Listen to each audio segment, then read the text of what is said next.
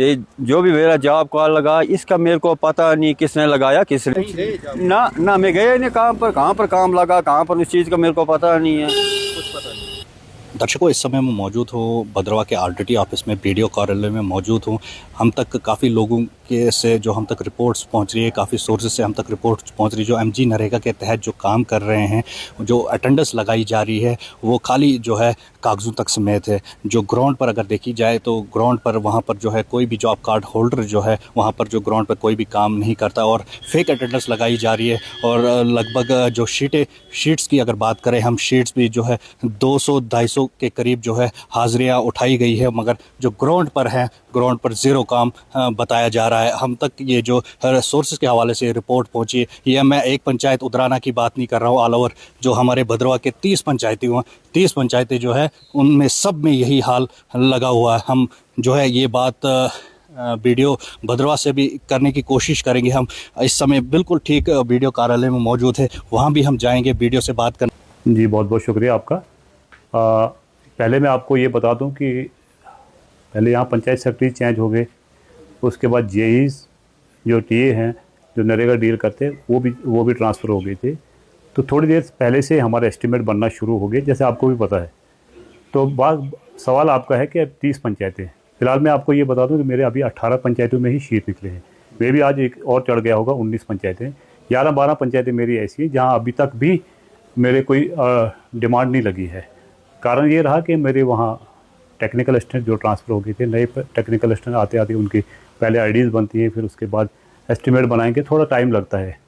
फिर एडब्ल्यू लेवल पे भी, हेक्सियन लेवल पे भी तो थोड़ा उसमें टाइम लगता है। बाकी आपने सवाल किया कि 30 पंचायतें में बता दूं आपको, मेरे 30 पंचायतों में अभी तक काम नहीं चल रहा, सिर्फ 18 पंचायतों में ही काम चल रहा है। अच्छा सर 18 पंचायतों में ही सर जो अटेंडेंस लग रही है जी, तो ग्राउंड पर सर जॉब कार्ड होल्डर नहीं होता है, वो खाली जो है मोबाइल वीडियो पर यूज़ करते हैं। और ग्राउंड पर अगर हम जाए, ग्राउंड जीरो पर, वहाँ पर कोई भी मौजूद नहीं होता है। और अटेंडेंस भी कई कामों की जो है वो 250 से 300 के करीब जो है उनकी शीटें निकली है, अटेंडेंस हुई है। तो क्या कहेंगे सर? जी, अगर आपको कहीं ऐसा लगता है, मेरी नॉलेज में ऐसी कोई बात नहीं है, क्योंकि हमारा ये स्टेट लेवल पे, बल्कि मैं मान के चलूँ आपको डिस्ट्रिक्ट लेवल, यूटी लेवल, फिर सेंट्रल लेवल पे भी आज इसकी मॉनिटरिंग चल रही है। आपने अगर शायद नहीं पढ़ा होगा, आज आप तो न्यूज़ के साथ जुड़े हैं, मैं अभी आपको एक मैसेज भेजूँगा व्हाट्सएप पे, क्योंकि इसमें तो एफआईआर कटने के चांस है 2 डिस्ट्रिक्ट में। तो अभी सुबह भी मैंने अपने ग्रुप में शेयर किया था, वो मैं अब आपको मैसेज भेज दूँगा कि इसमें तो एफआईआर के चांसेज है। अगर आपको भी कहीं ऐसी बात लगती है तो आप मुझे उदराना एक ही सर, खासकर हम बात करें वहाँ पर सर कई कामों की जो है 300 अटेंडेंस जो लगी है, ग्राउंड पर अभी काम जीरो है सर। जीरो, कोई काम ही शुरू नहीं है। मैं देखता हूँ अगर वो ऐसी कोई बात है तो हम उसको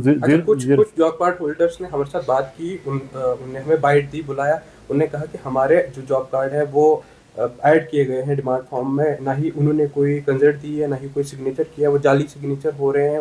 ये क्या है ना? अगर कहीं ऐसी बात होगी तो मेरी नॉलेज में आपने लगाई बात, मैं इस पर पूरी इंक्वायरी करूँगा। मैं देख लूँगा कि अगर ऐसी कोई बात है, मैं खुद वेरीफाई कर लूँगा।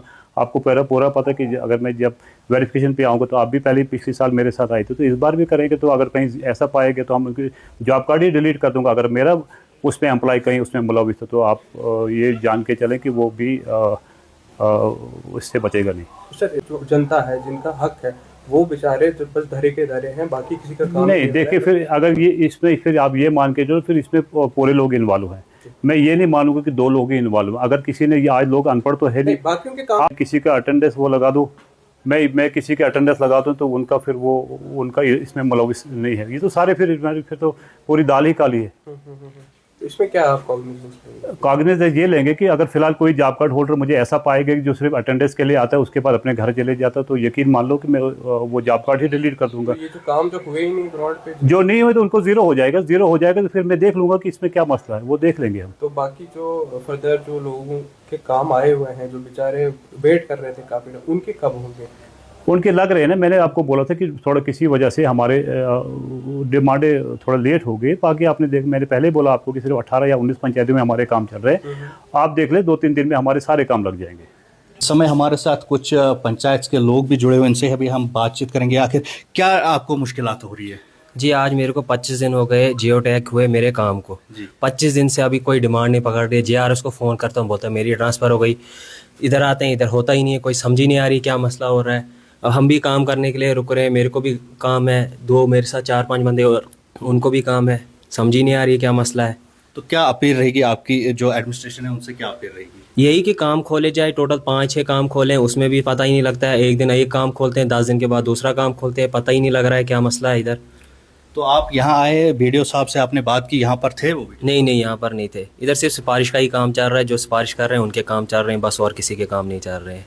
साफ तौर पर इनका भी कहना है यहाँ पर सिर्फ जो है पार्शलिटी की जा रही है, जो जिनकी भी सिफारिश होगी उन तक ये काम पहुँच रहे हैं। हमने कुछ जो है यूथ से बात की जो पंचायत उदराना ए के रहने वाले थे, और भी जो है 29 पंचायतें ऐसी है जहाँ पर ये सब हो रहा है, अटेंडेंस फेक लगाई जा रही है और ग्राउंड पर जो है वर्कर काम नहीं कर रहे, और जो है बिना काम के जो है वहाँ से जो है पैसा निकाला जा रहा है। अब देखना ये होगा कि किस तरीके की कार्रवाई इन तक पहुँचेगी, इन मुलाजमों तक पहुँचेगी जो इनको जो है सपोर्ट कर रहे हैं। हम अपील करते हैं एडमिनिस्ट्रेशन तक ये खबर ज़रूर पहुँचे, और एडीसी जो एसीडी डोडा है वो भी इस खबर को जो है संज्ञान में ले। जेके अपडेट के लिए भद्रवा से रफ़ायत कनाई। मैं समझता हूँ कि सिलेक्टिव अप्रोच नहीं होनी चाहिए। अगर काम कर रहे हैं तो सबके उठने चाहिए, ये ना हो कि कुछ इंडिविजुअल्स के काम उठेंगे और जो बाकी लोग हैं उनके नहीं उठेंगे। इसमें जो है पंचायत में डिस्टर्बेंस होता है और इसमें बहुत कुछ चीज़ें होती है। तो मेरी रिक्वेस्ट रहेगी बीडीओ साहब से भी, एसीडी साहब से भी, कि ये जो इशू है, जैसा भी इशू ये है, वो रिजॉल्व जल्द से जल्द करे और सबके काम खोलें, सब लोग काम करेंगे। ये नहीं है कि कुछ ही लोग काम करेंगे और कुछ लोग तमाशा देखेंगे, सब खुश रहेंगे और सब जो प्रोसेस जिस तरह चलता आ रहा है वो सबको जो है इसमें रोज़गार मिलेगा, तब जाके जो है ये सक्सेसफुल रहेगा। मेरा नाम अब्दुल मजीद खान है, मैं संभली पंचायत का रहने वाला हूँ। दिखते क्या यहाँ दिखते ही दिखते हैं।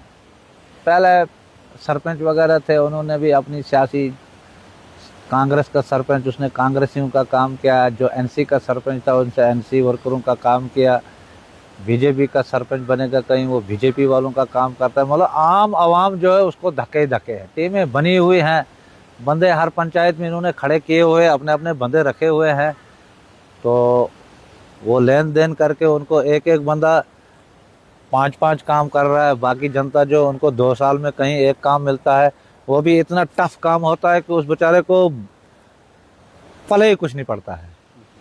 मुझे एक वो दीवार थी ग्रेवयार्ड की, 2019 में वो पंचायतें बनी, तब लिखाया, 20 में लिखाई, 21 में, हर प्लान में मैंने लिखाया।